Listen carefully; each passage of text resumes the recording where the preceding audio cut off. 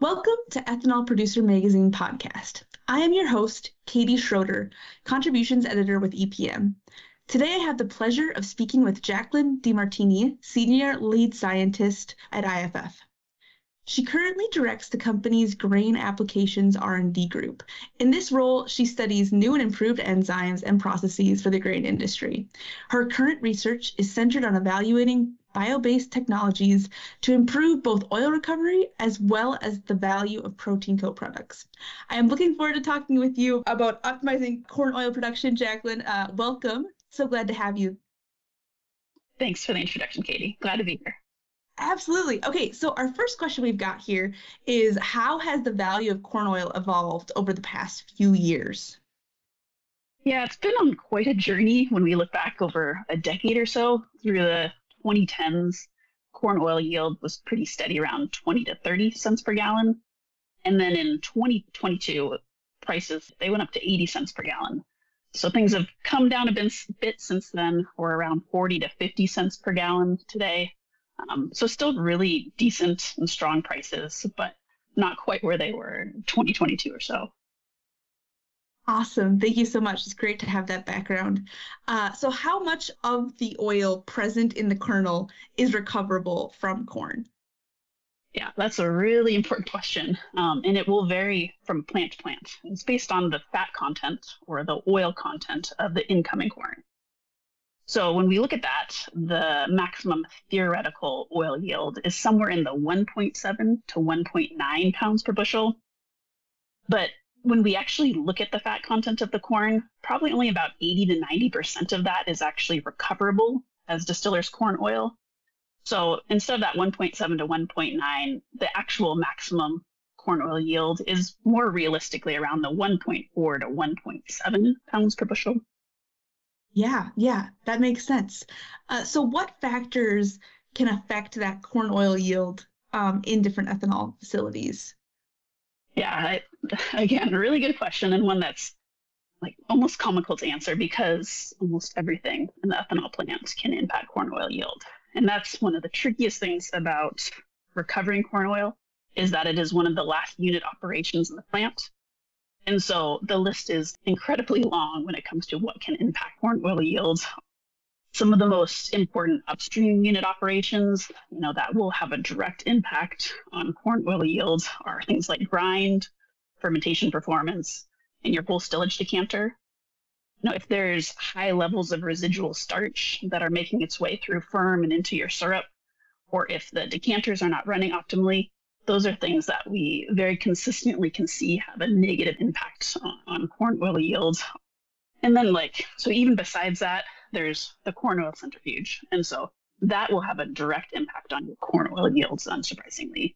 So things like the syrup feed, dry solids, its temperature, the flow rate, the demulsifier, all those things need to be optimized in order for the machine to be running optimally. And, one of the tricky things is that varies from plant to plant. It varies from machine to machine. If a plant is running a tricanter or a distack. So these are, a whole load of things that need to be considered when we're talking about corn oil yield and optimizing it. Absolutely. Yeah, that makes a lot of sense. It sounds complex.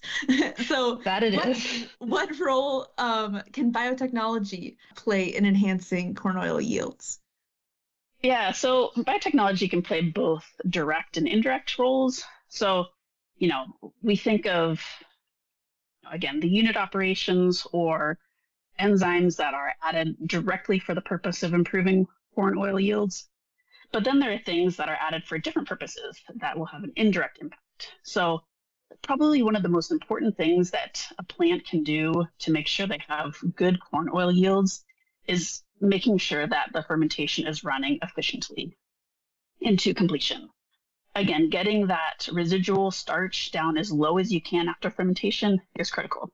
So things like your cook and firm enzymes, your yeast, really are important when it comes to trying to get as much corn oil yields out as you can.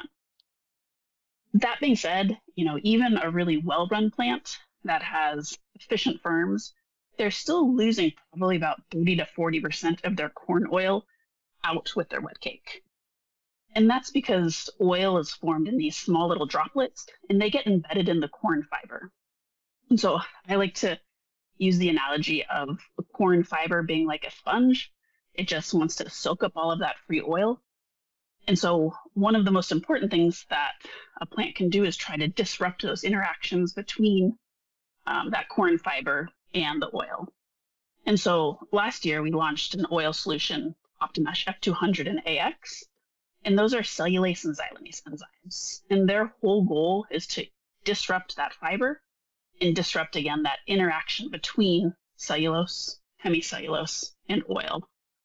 And so what we see when we do that is that more of the oil, instead of it being lost out with the wet cake, it ends up in the centrate, the thin stillage, and then can make its way down to the syrup, the corn oil centrifuge. And so I think that is one of the most critical ways for a plant to try to improve their corn oil yields, is reducing the amount of oil that's lost to the wet cake. Yeah, that makes a lot of sense. What considerations need to be made to improve a plant's oil yield without causing any downstream issues? Yeah, so when we talk about the use of cellulases and xylanases for the purpose of improving corn oil yields, those enzymes are really effective at breaking down fiber. Part of the breakdown of fiber is the production of both dissolved solids and suspended solids. And when suspended solids make their way into syrup and get up concentrated, they can have a negative impact on syrup viscosity. So this is one of the main concerns when we introduce cellulases and xylanases into a process. That being said, different plants react really differently to the use of cellulases and xylanases. One plant might run perfectly well with a syrup viscosity of 1,000 centipoise, whereas another plant might shut down at 600 centipoise. So understanding a plant's baseline syrup viscosity and their tolerance for its increases is really critical. And that's step one when we go into a plant and try to, optimize the use of Optimesh F200 and AX. And so one of our most important approaches in doing this is optimizing the ratio and the dose of the two products, because the two can be optimized so that you get more oil out without producing those suspended solids and potentially increasing the syrup viscosity at the plant. So, Jaclyn, you mentioned that different plants can have much different tolerances for syrup viscosity. What are some of those factors that kind of can determine how much of that viscosity a plant can handle? Yeah, a really good question. And it's something that we continually learn more about when we go to different plants. I think from our standpoint, the most important thing to do is to characterize a plant's baseline viscosity. So things like how they run their whole stillage decanter has a really large impact on how much solids are making their way down to the centrate within stillage and the syrup. And so things like your solids, but really the amount of suspended solids is going to have the strongest impact on syrup viscosity. And then the type of corn oil centrifuge that a plant runs, different centrifuges have different tolerances for both solids and viscosity. So when you're talking about either a distack or a tricanter, each machine can handle both solids and viscosity differently. And so I think those are also really important considerations to take into account when you're thinking about how to increase corn oil yield. Awesome. Yeah. Thank you so much for that insight, Jaclyn. It's great chatting with you today. Thank you so much to all of our listeners for joining us for this conversation. We hope you have a great rest of your day. Thanks, Katie. Appreciate it.